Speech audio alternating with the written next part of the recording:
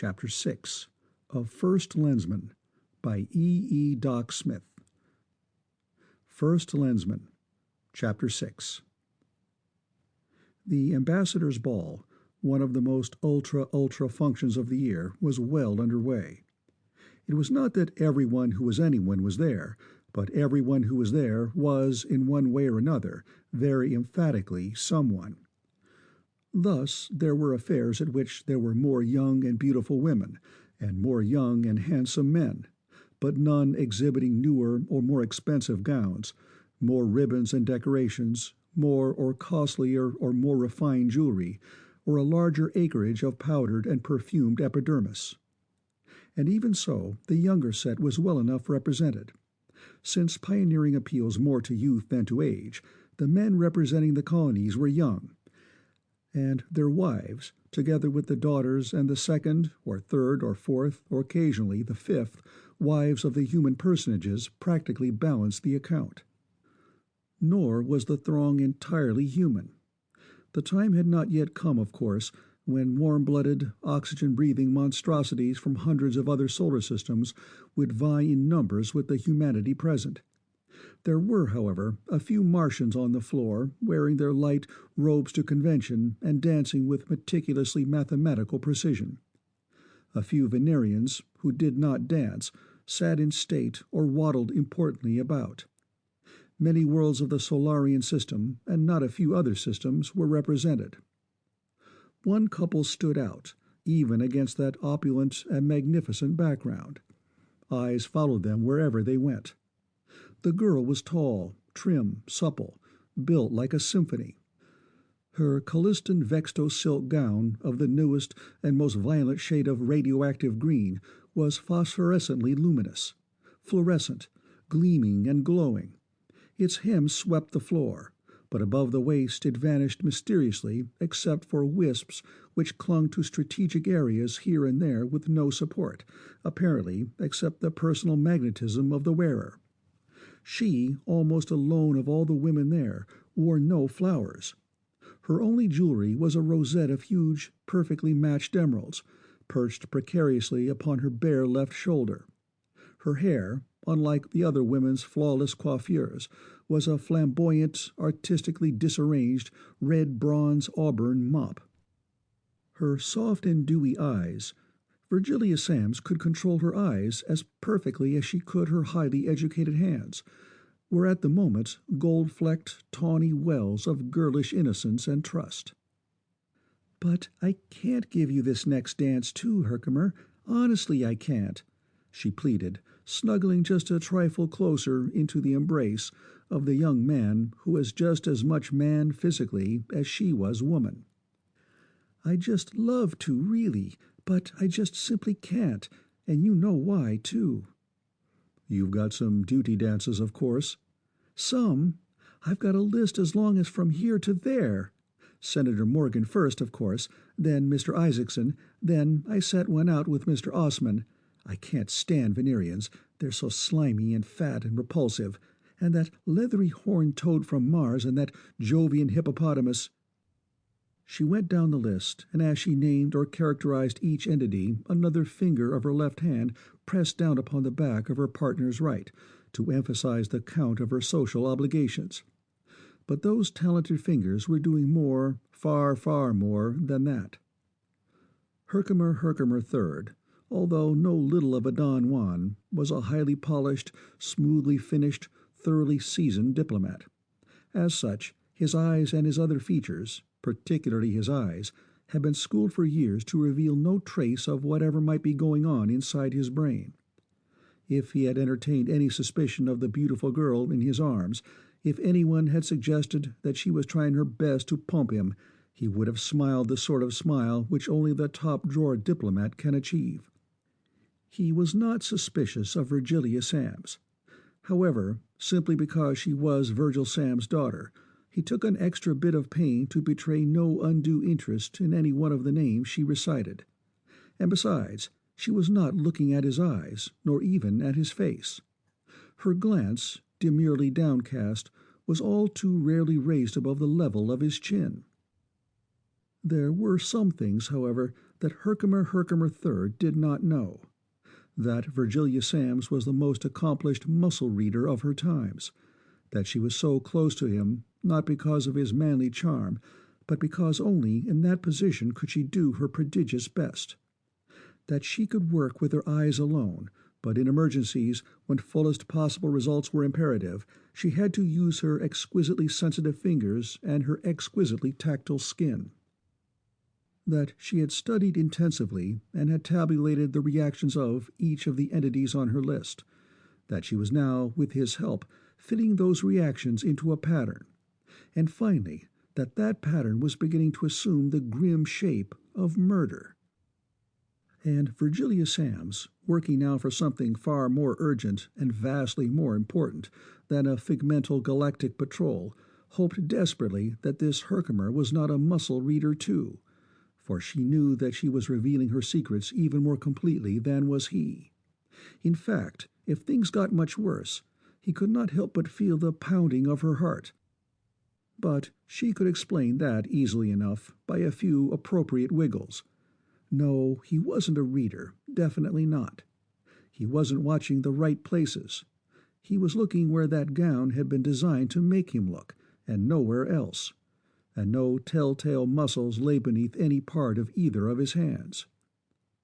As her eyes and her fingers and her lovely torso sent more and more information to her keen brain, Jill grew more and more anxious. She was sure that murder was intended, but who was to be the victim? Her father?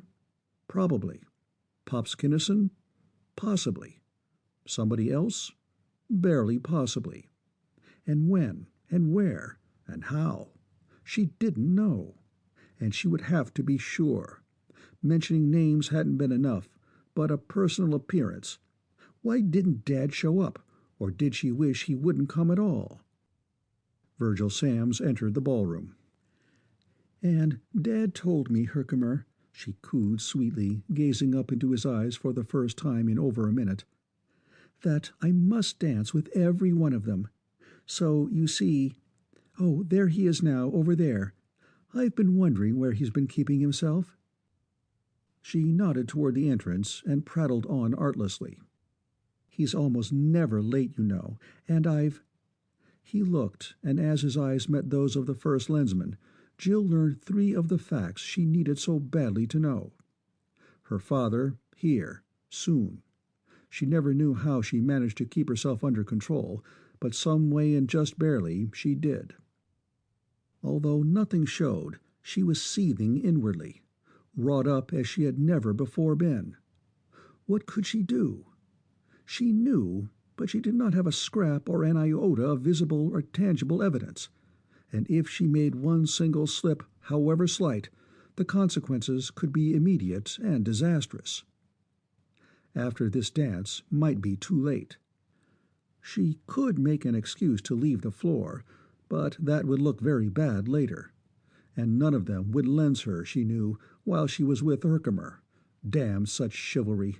She could take the chance of waving at her father, since she hadn't seen him for so long. No, the smallest risk would be with Mace.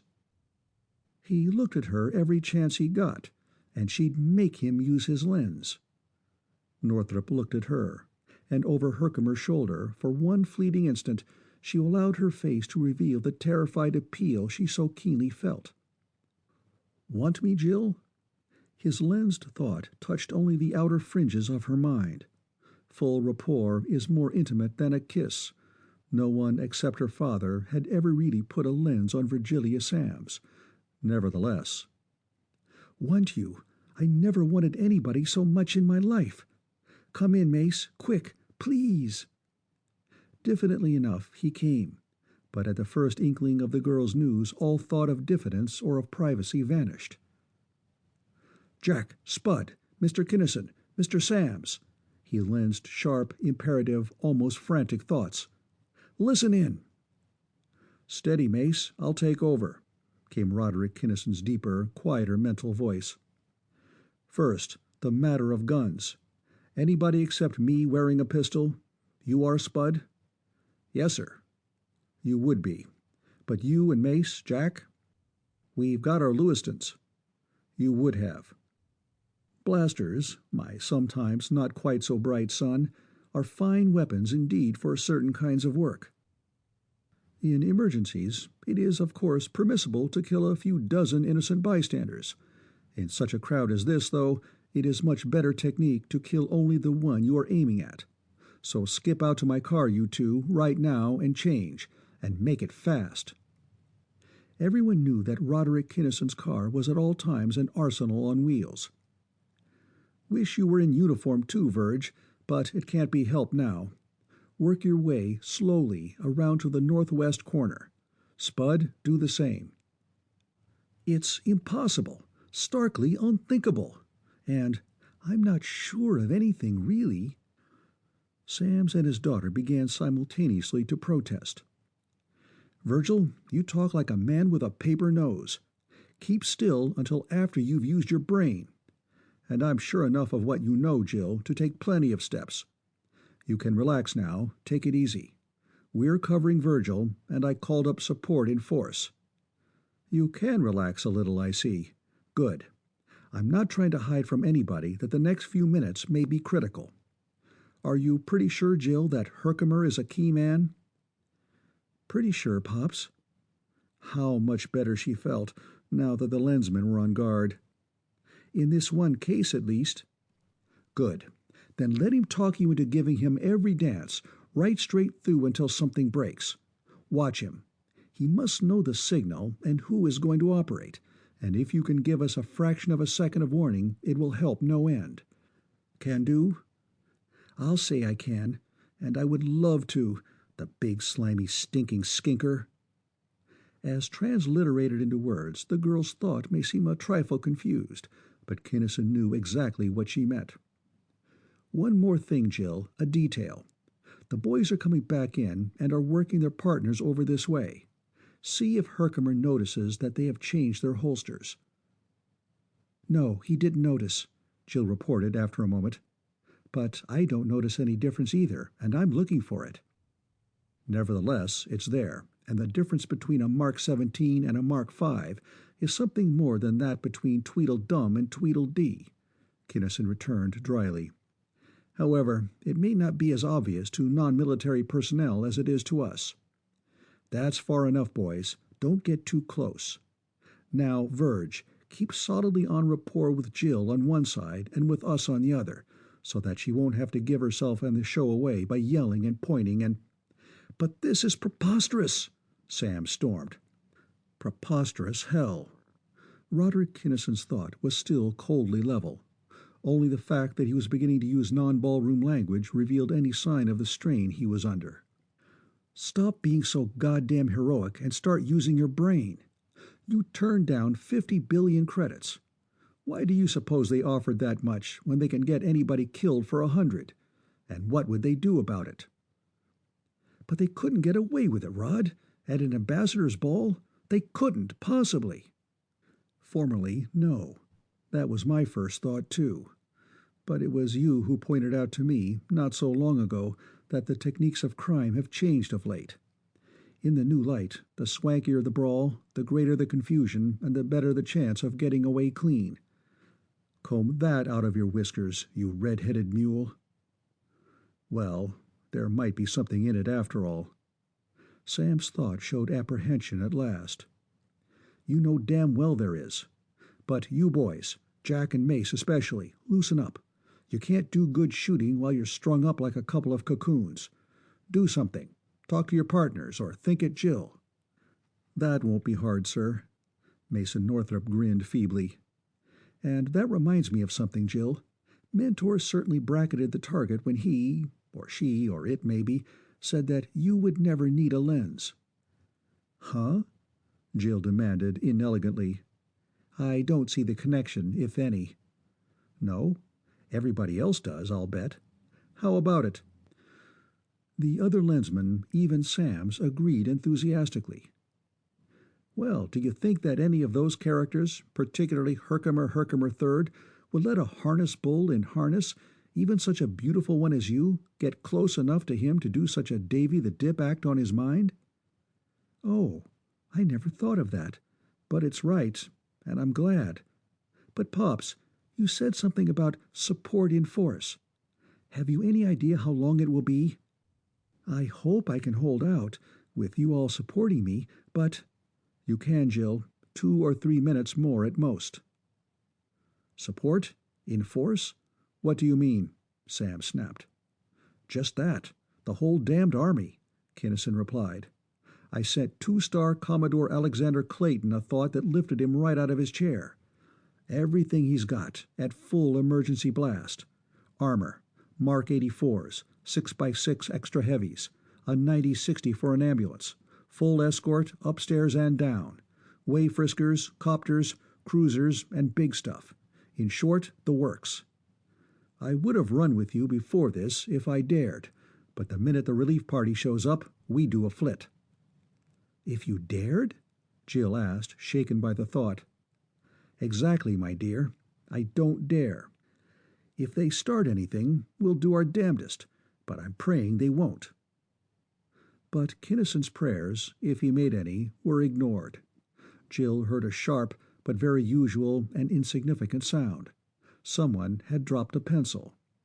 She felt an inconspicuous muscle twitch slightly. She saw the almost imperceptible tensing of a neck muscle, which would have turned Herkimer's head in a certain direction if it had been allowed to act. Her eyes flashed along that line, searched busily for milliseconds. A man was reaching unobtrusively, as though for a handkerchief. But men at ambassadors' balls do not carry blue handkerchiefs, nor does any fabric, however dyed, resemble at all closely the blued steel of an automatic pistol. Jill would have screamed then and pointed, but she had time to do neither. Through her rapport with her father, the lensman saw everything that she saw, in the instant of her seeing it. Hence 5 shots blasted out, practically as one, before the girl could scream or point or even move. She did scream then, but since dozens of other women were screaming too, it made no difference then. Conway Costigan, trigger-nerved space hound that he was, and with years of gunfighting and of hand-to-hand brawling in his log, shot first, even before the gunman did. It was Costigan's blinding speed that saved Virgil Samms' life that day, for the would-be assassin was dying with a heavy slug crashing through his brain before he finished pulling the trigger. The dying hand twitched upward. The bullet intended for Sam's heart went high, through the fleshy part of the shoulder. Roderick Kinnison, because of his age, and his son and Northrop, because of their inexperience, were a few milliseconds slow. They, however, were aiming for the body, not for the head, and any of those 3 resulting wounds would have been satisfactorily fatal. The man went down and stayed down. Sam staggered, but did not go down until the elder Kinnison, as gently as was consistent with the maximum of speed, threw him down. "Stand back! Get back! Give him air!" Men began to shout, the while pressing closer themselves. "You men, stand back! Some of you go get a stretcher. You women, come here." Kinnison's heavy, parade-ground voice smashed down all lesser noises. "Is there a doctor here?" There was, and after being frisked for weapons, he went busily to work. "Joy, Betty, Jill, Cleo," Kinnison called his own wife and their daughter, Virgilia Samms and Mrs. Costigan. "You 4 first. Now you, and you, and you, and you." He went on, pointing out large, heavy women wearing extremely extreme gowns. "Stand here, right over him. Cover him up, so that nobody else can get a shot at him. You other women stand behind and between these. Closer yet. Fill those spaces up solid. There. Jack, stand there. Mace, there. Costigan, the other end. I'll take this one. Now, everybody listen. I know damn well that none of you women are wearing guns above the waist, and you've all got long skirts. Thank God for ball gowns. Now, fellows, if any one of these women makes a move to lift her skirt, blow her brains out, right then, without waiting to ask questions." "Sir, I protest. This is outrageous," one of the dowagers exclaimed. "Madam, I agree with you fully. It is." Kinnison smiled as genuinely as he could under the circumstances. "It is, however, necessary. I will apologize to all you ladies, and to you, Doctor, in writing if you like, after we have Virgil Samms aboard the Chicago. But until then, I would not trust my own grandmother." The doctor looked up. "The Chicago? This wound does not appear to be a very serious one, but this man is going to a hospital at once. Ah, the stretcher. So, please, easy. There, that is excellent. Call an ambulance, please, immediately." "I did, long ago. But no hospital, doctor. All those windows, open to the public, or the whole place bombed? By no means. I'm taking no chances whatever." "Except with your own life," Jill put in sharply, looking up from her place at her father's side. Assured that the First Lensman was in no danger of dying, she had begun to take interest in other things. "You are important too, you know, and you're standing right out there in the open. Get another stretcher, lie down on it, and we'll guard you too. And don't be too stiff-necked to take your own advice," she flared as he hesitated.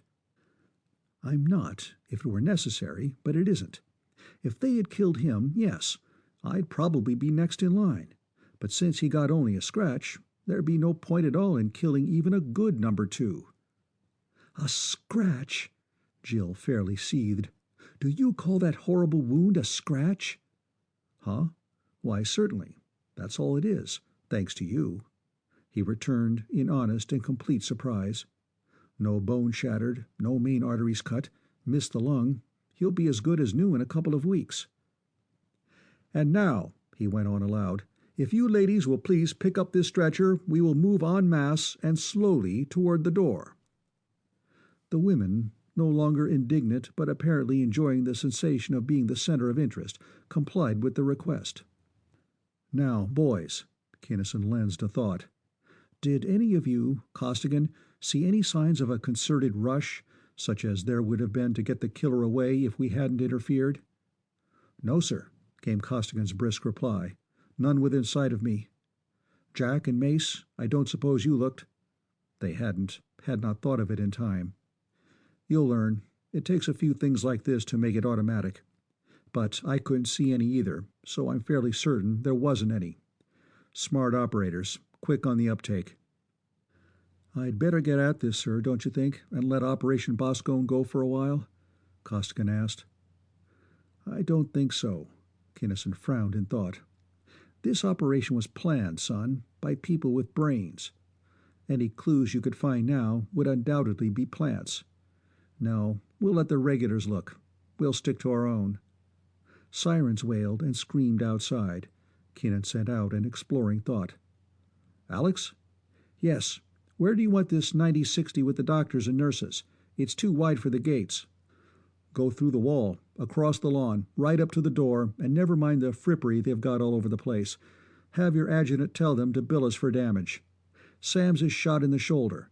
Not too serious, but I'm taking him to the hill where I know he'll be safe. What have you got on top of the umbrella, the Boise or the Chicago? I haven't had time to look up yet." "Both." "Good man." Jack Kinnison started at the monstrous tank, which was smashing statues, fountains, and ornamental trees flat into the earth as it moved ponderously across the grounds, and licked his lips. He looked at the companies of soldiers frisking the route, the grounds, and the crowd. Higher up at the hovering helicopters. Still higher at the 8 light cruisers, so evidently and so viciously ready to blast. Higher still at the long streamers of fire, which he now knew marked the locations of the 2 most powerful engines of destruction ever built by man, and his face turned slowly white. "Good Lord, Dad!" He swallowed twice. "I had no idea. But they might at that." "Not might, son. They damned well would, if they could get here soon enough with heavy enough stuff." The elder Kinnison's jaw muscles did not loosen. His darting eyes did not relax their vigilance for a fraction of a second as he lensed the thought. "You boys can't be expected to know it all, but right now you're learning fast. Get this. Paste it in your iron hats. Virgil Samms' life is the most important thing in this whole damned universe. If they had got him then, it would not, strictly speaking, have been my fault. But if they get him now, it will be." The Land Cruiser crunched to a stop against the very entrance, and a white-clad man leapt out. "Let me look at him, please." "Not yet," Kinnison denied sharply. Not until he's got 4 inches of solid steel between him and whoever wants to finish the job they started. Get your men around him and get him aboard, fast." Samms, protected at every point at every instant, was lifted into the maw of the 9060, and as the massive door clanged shut, Kinnison heaved a tremendous sigh of relief. The cavalcade moved away. "Coming with us, Rod?" Commodore Clayton shouted. "Yes, but got a couple of minutes' work here yet. Have a staff car wait for me, and I'll join you." He turned to the 3 young lensmen and the girl. "This fouls up our plans a little, but not too much, I hope. No change in Matisse or Boscone. You and Costigan, Jill, can go ahead as planned. Northrop, you'll have to brief Jill on Zwilnik and find out what she knows. Virgil was going to do it tonight, after the brawl here, but you know as much about it now as any of us. Check with Knobos, Dalton, and Fletcher. While Virgil is laid up, you and Jack may have to work on both Zabrisca and Zwilnik. He'll lens you. Get the dope, then do as you think best. Get going." He strode away toward the waiting staff car. "Boscone? Zwilnik?" Jill demanded. "What gives? What are they, Jack?" "We don't know yet. Maybe we're going to name a couple of planets." "Piffle," she scoffed. "Can you talk sense, Mace? What's Boscone?" "A simple, distinctive, pronounceable coined word, suggested, I believe, by Dr. Bergenholm," he began. "You know what I mean, you—" She broke in, but was silenced by a sharply lensed thought from Jack. His touch was very light, barely sufficient to make conversation possible, but even so she flinched. "Use your brain, Jill. You aren't thinking a lick. Not that you can be blamed for it. Stop talking. There may be lip readers or high-powered listeners around.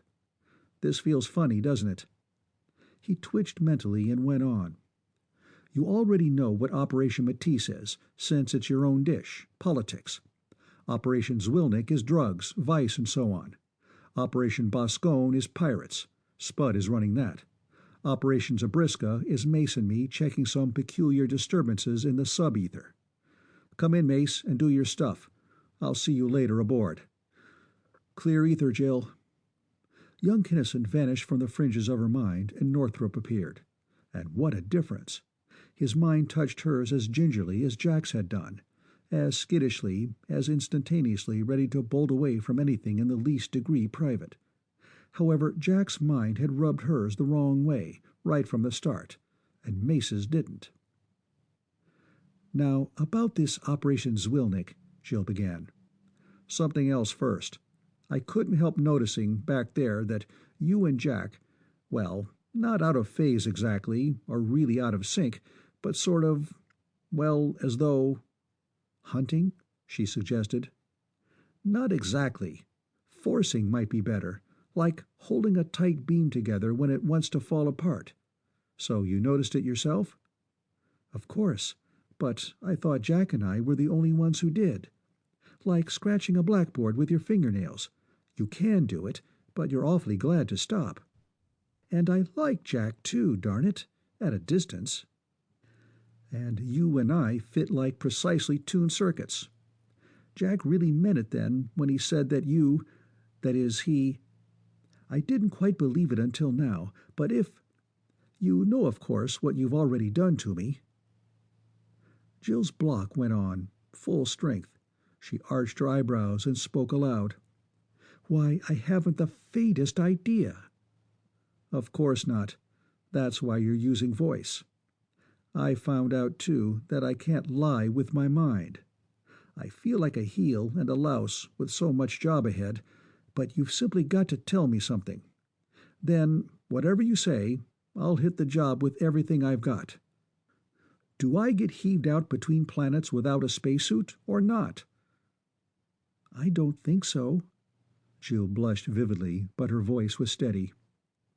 "You would rate a spacesuit, and enough oxygen to reach another plan, another goal, and now we'd better get to work, don't you think?" "Yes. Thanks, Jill, a million. I know as well as you do that I was talking out of turn, and how much, but I had to know." He breathed deep. "And that's all I ask, for now. Cut your screens." She lowered her mental barriers, finding it surprisingly easy to do so in this case, let them down almost as far as she was in the habit of doing with her father. He explained in flashing thoughts everything he knew of the 4 operations, concluding, "I'm not assigned to Zabrisca permanently. I'll probably work with you on Matisse after your father gets back into circulation. I'm to act more as a liaison man. Neither Knobos nor Dalnalton knows you well enough to lend you, right?" "Yes. I've met Mr. Knobos only once, and have never even seen Dr. Dalnalton." "Ready to visit them via lens?" "Yes. Go ahead." The 2 lensmen came in. They came into his mind, not hers.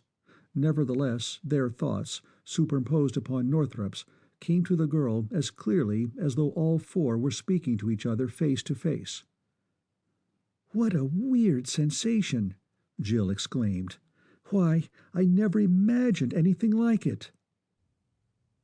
"We are sorry to trouble you, Miss Samms." Jill was surprised anew.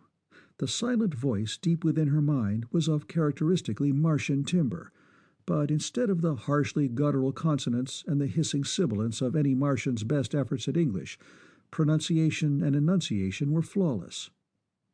"Oh, I didn't mean that. It's no trouble at all, really. I just haven't got used to this telepathy yet." "None of us has, to any noticeable degree. But the reason for this call is to ask you if you have anything new, however slight, to add to our very small knowledge of Zwilnik." "Very little, I'm afraid, and that little is mostly guesses, deductions, and jumpings at conclusions. Father told you about the way I work, I suppose?"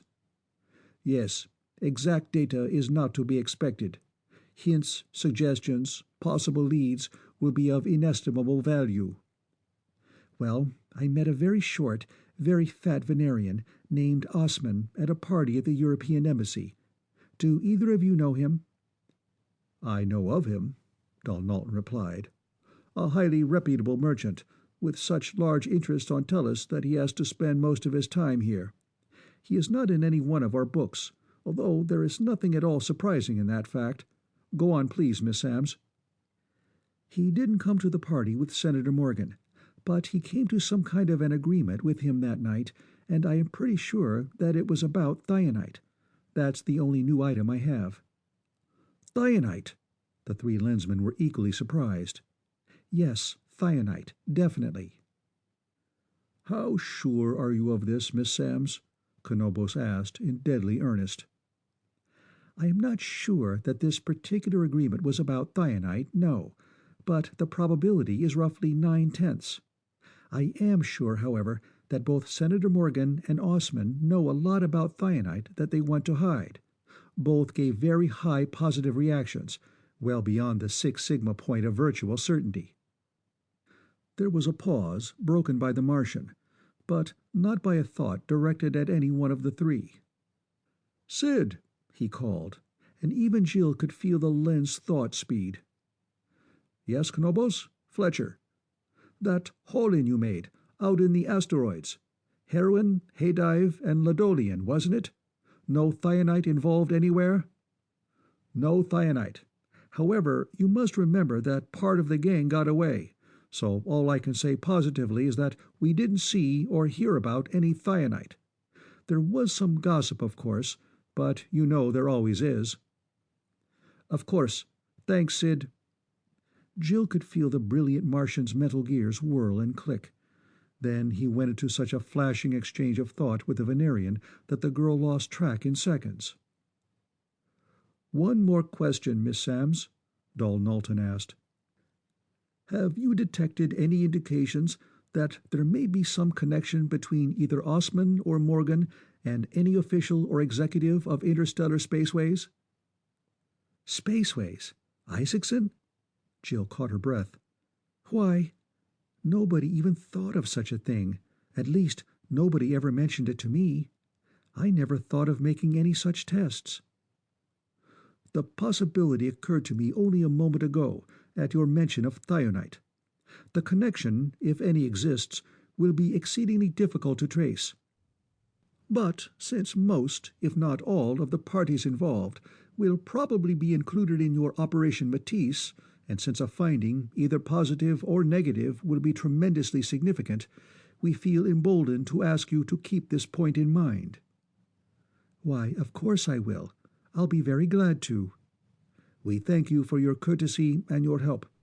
One or both of us will get in touch with you from time to time, now that we know the pattern of your personality.